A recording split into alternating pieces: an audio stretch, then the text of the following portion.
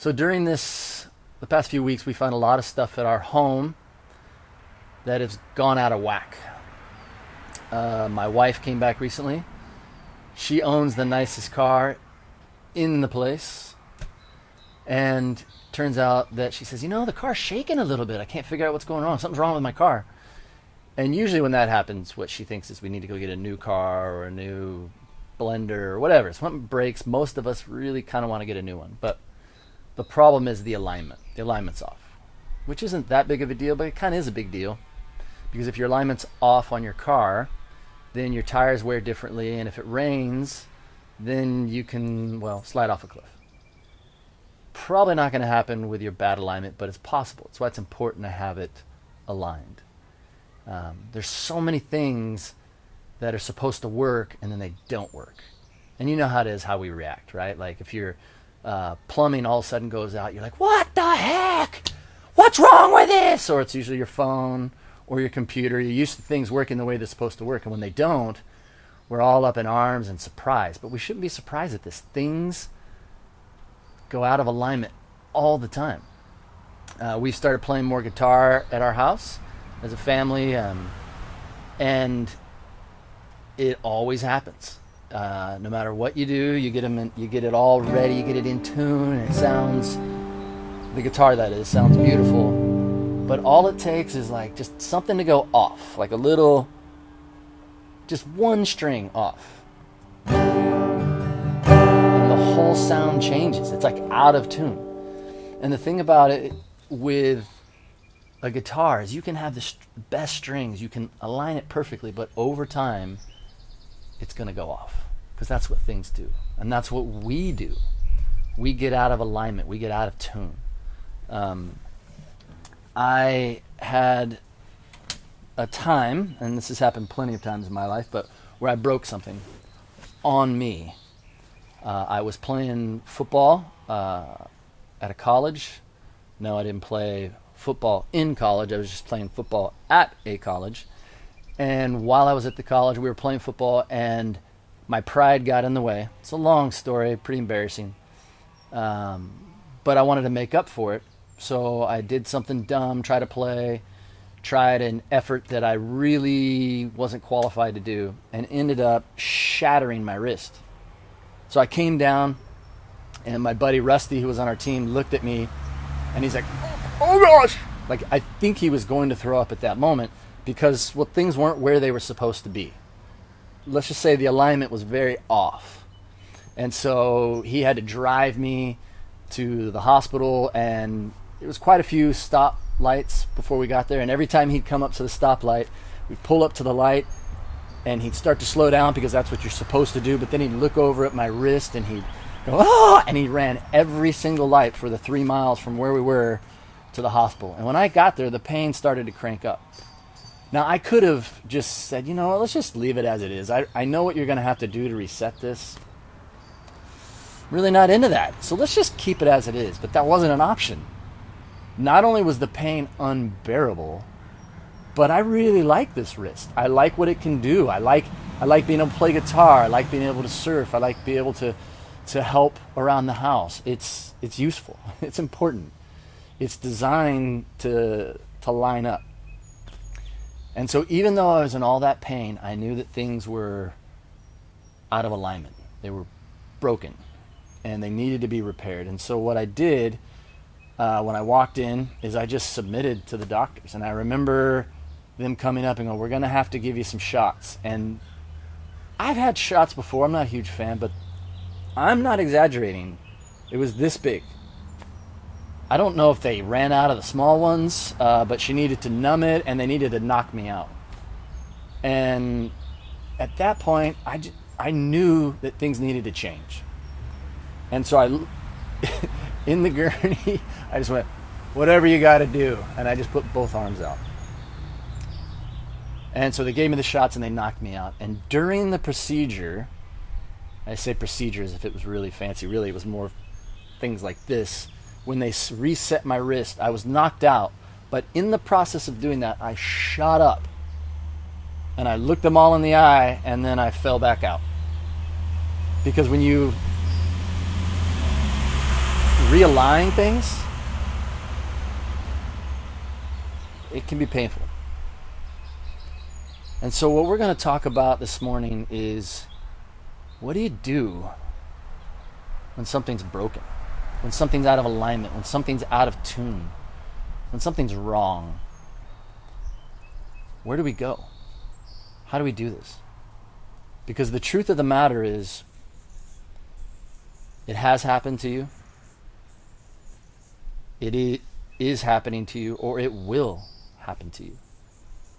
Could be in your relationships, could be in your marriage, friendships. It might be with your body. But things get off. And you know when you're in that situation. Sometimes it's a subtle pain. Sometimes it's an ache. Sometimes it's excruciating. But it's always an understanding that something's not quite right. And so we're going to go back to where we've been. And we're going to listen to David, a man after God's own heart. A man that sought God and looks back at his life here in Psalm 23. And he says, He restores me. He says that it's his God, his shepherd, who restores him. So what does that mean? What does it mean to be restored? Well, to know what it means to be restored, let's look at what it means in a shepherd's term. Because David was a shepherd. And when something is cast, it's a sheep.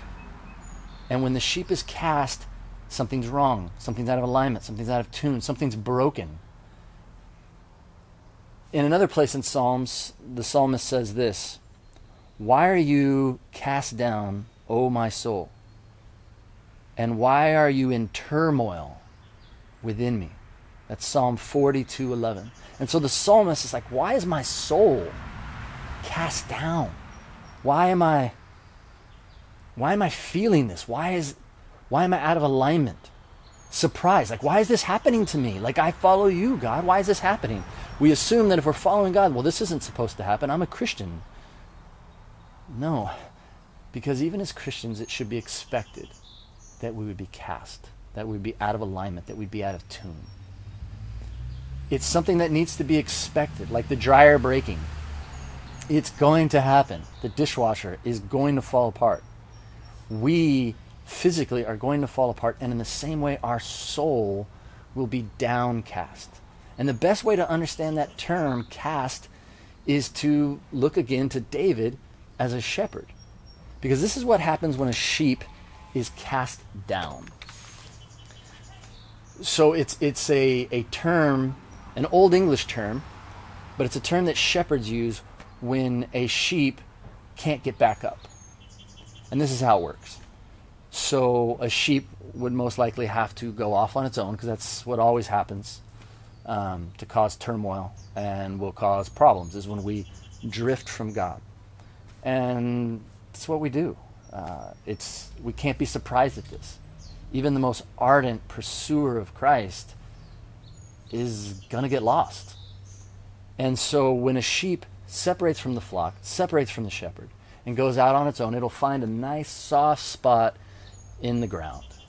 It's cozy, it looks easy, and it's nice and soft. And so the sheep will sit down, rest, and at that point, maybe stretch a little bit, maybe turn to the side. But sheep have this tendency to not be able to control themselves. And so they'll tip, and then pretty soon it's like, oh no, what's happening? And the sheep will panic and start freaking out, and then get even more stuck and actually be up on its back, cast like a stink bug, thrown over, not able to shift back over. And in this process of being cast, it's dangerous. It's dangerous because the sheep, just like us, when we're cast, we can die. What happens is with the sheep is when it's cast over, the gases start to build up and expand and then cut off blood supply. And so on a very hot day, that sheep has like a day, probably only a few hours to stay alive. And if it's overcast and rainy, maybe a couple days. But that sheep is now in a very dangerous position, a helpless position, needing a shepherd to put the sheep back in alignment. So how does the sheep respond? You'd think, okay, it's turned over. Surprisingly, the sheep says very little. Bleats a little bit, but for the most part just kind of grunts and gets all frustrated trying to do it himself or herself, trying to fix everything all by itself. But it's not going to happen. Sheep need a shepherd. They weren't meant to save themselves. And in the same way, when we get cast out of alignment, out of tune, we don't seem to ask for very much help. We don't usually come to the shepherd or even come to the rest of the believers and say, hey, I need help. We have this tendency to do one of two things. We can get caught deep in our anger and shame and guilt. Like, why am I in this position again? Oh, this keeps happening to me. I can't believe this. This is ridiculous. I should be better than this. And the guilt and the shame just takes us down. And we get caught up in ourselves. We get caught up in our own heads and our own selves, and we can't get out. Or the other response is, I'm just going to try harder. I'm going to fix this. I'm going to make this better. But it doesn't work. The other thing is we have to think about, how does the shepherd respond? Well, a shepherd is always looking out for the sheep, always counting the sheep, because one of their biggest concerns is the sheep being cast. So when they count their sheep and they see that one's missing, they will leave the 99 to run out to get the one, because that one is in grave danger. If it hasn't come back, most likely, almost all the time, it's because the sheep is cast, because it happens so often. And so the shepherd will race out to go and fix what is out of alignment. And for us, when we think about God showing up, when we think about him pursuing us, when we think about calling out to him, we just assume he's going to show up and go, ugh, seriously? You did this again? That's our default of how we would expect God to react, because that's how we react to ourselves and how we react to others. But when David was talking about God and he said, he restores my soul, it's not just that he restores him, but it's the nature by which he does it. There's compassion. There's tenderness. In fact, to correct this condition, the sheep has to draw in close and calm the sheep down, because it's so frustrated and so on the brink of death and so in a deep panic. And so the shepherd will show up with kind, gentle words. So if you're out of alignment, you're out of tune, if you're in a mess, if you're stuck, and you hear this accusing, angry, condescending voice, it's not his voice. It's not our God's voice. Because when a good shepherd shows up, he will come to the sheep and speak gently. It's okay. It's okay. I got you. Don't worry. We're just relax. But it's not sudden. The way that the shepherd will uncast or restore the sheep, it's a slow process. And once he turns the sheep, then that sheep then has to wait, because the blood has been cut off, and so the sheep's all wobbly. He cannot stand by himself, so much so that the shepherd needs to stand there and hold us up until we recover, because we're wobbly. It's a process. It's very rarely sudden that God fixes our problems. It's very rare that God will restore us suddenly. It happens. But for the most part, we need to be reoriented, recalibrated. Because when you're realigned, we have to get used to that, because of the damage that was done by us being cast. And in the same way that God is gentle with us, we need to be gentle to ourselves. And we also need to be gentle to others. But this passage is really talking about a personal instance with David and his God. But I don't want us to discount the fact that we also need to be gentle with others and understand they're going to mess up, whether they're believers or not. This is just what happens to us as human beings. But in this idea of God as our shepherd, and this is how God defines himself as our shepherd, we need to understand that even though we're judging ourselves and calling ourselves stupid sometimes, as we call others that's not how God looks at us. The shepherd that I talked about last week in Oregon, she was confronted by someone saying, why are sheep so stupid? And her response was brilliant. At first you could see it on her face. She was pretty upset with that statement. But she composed herself and she looked this person in the eye and said, sheep aren't stupid. They're helpless and they're defenseless. But they're not stupid. There's a difference. It's the same for us. We are helpless and defenseless. But don't call yourself names that aren't accurate, because that's not how God defines you. It's not how he sees us. Jesus said this. He said, healthy people don't need a doctor. Sick people do. I haven't come for those who think they have it all together, but for those who know they mess up and they need change. That's the starting point, is for us to know that we need change. If we think we have it all together, if we call ourselves healthy, I never mess up, or I won't mess up, or like Peter, I'll never leave you or forsake you, we're off.